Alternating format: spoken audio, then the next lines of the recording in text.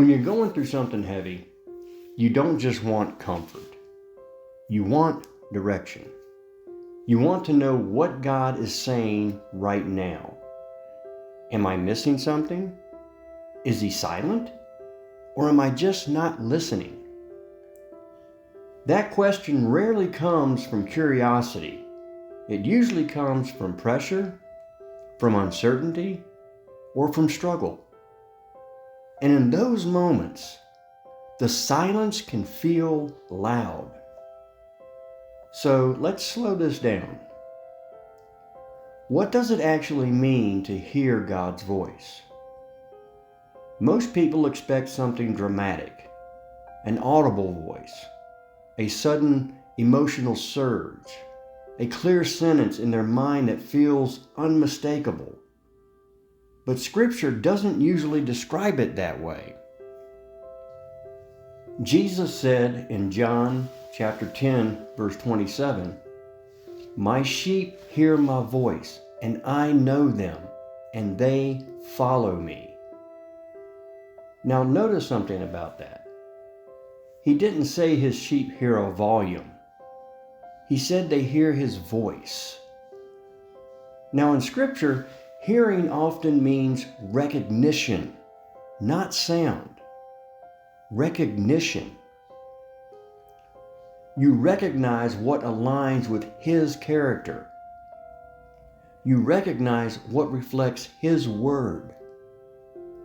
You recognize what produces conviction instead of chaos. God rarely shouts. He guides. And that guidance is often quieter than we expect. When you're anxious, when you're grieving, when you're afraid, your emotions get loud. And loud emotions make quiet guidance harder to notice. But silence does not mean absence. Sometimes what feels like God being silent is actually God being steady. He may have already spoken through Scripture. He may already be guiding through wisdom. We just want something louder, something clearer, something that removes all risk. Struggle doesn't block God's voice, but it can drown out our ability to recognize it. That's why calm matters. Not perfection, calm. So let's get practical. How does God actually guide? Well, first, through Scripture. He will never guide you in a direction that contradicts His word. If a thought pushes you toward pride, revenge, dishonesty, impurity, or a fear-driven impulse, that is not Him. God's guidance aligns with His character, always. The second way is through conviction, not condemnation. Conviction is specific. It invites change. It brings clarity about what needs to shift. On the other hand, condemnation is vague. It crushes the soul. It tells you that you are the problem without showing you the path forward. God corrects. He does not humiliate. Third, through wise counsel. Sometimes God's guidance comes through another believer speaking the truth calmly into your situation. Not control, not pressure, not manipulation, but clarity. Fourth is through circumstances. Closed doors, open doors, timing shifts. Now, not every circumstance is a sign, and not every obstacle is divine direction. But patterns matter. When something consistently aligns with wisdom, character, and opportunity, it's worth paying attention to.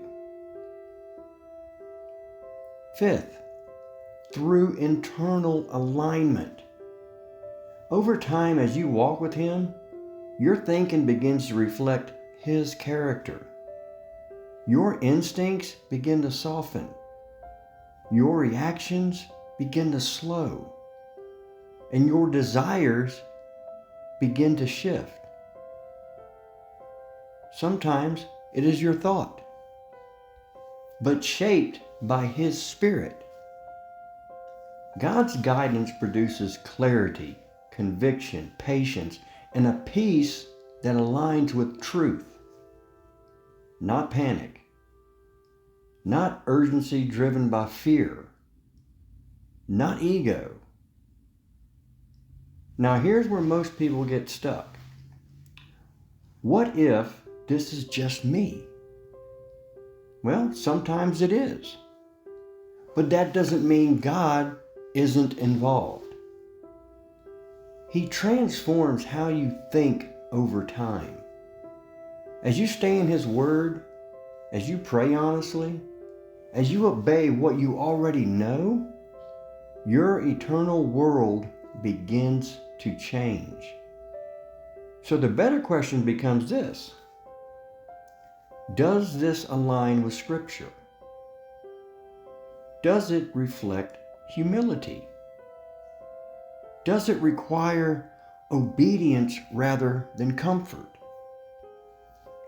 Does it produce peace instead of pressure? You see, God's voice will never contradict His character. And He is certainly not trying to confuse you. If you belong to Him, He is not hiding from you. He guides those who are willing. Not always dramatically, and not always immediately, but consistently. If you feel nothing right now, start here. Open Scripture daily. Not to hunt for a hidden message, just to stay aligned. And pray honestly, not impressively. Ask for wisdom. You know, James chapter 1 verse 5 says that if anyone lacks wisdom, let him ask of God, who gives generously and without reproach. Obey what you already know is right. Stop waiting for dramatic clarity before you take the next faithful step. Faithfulness often comes before clarity, and clarity often grows from obedience. You don't need a booming voice. You just need alignment. And honestly, if you are seeking Him sincerely, even in the middle of your struggles, He is guiding you more than you realize. Quietly, but consistently. If this helped you slow down and think clearly, subscribe for daily quiet faith reminders. This is Living Grace Today. Quiet faith, real life.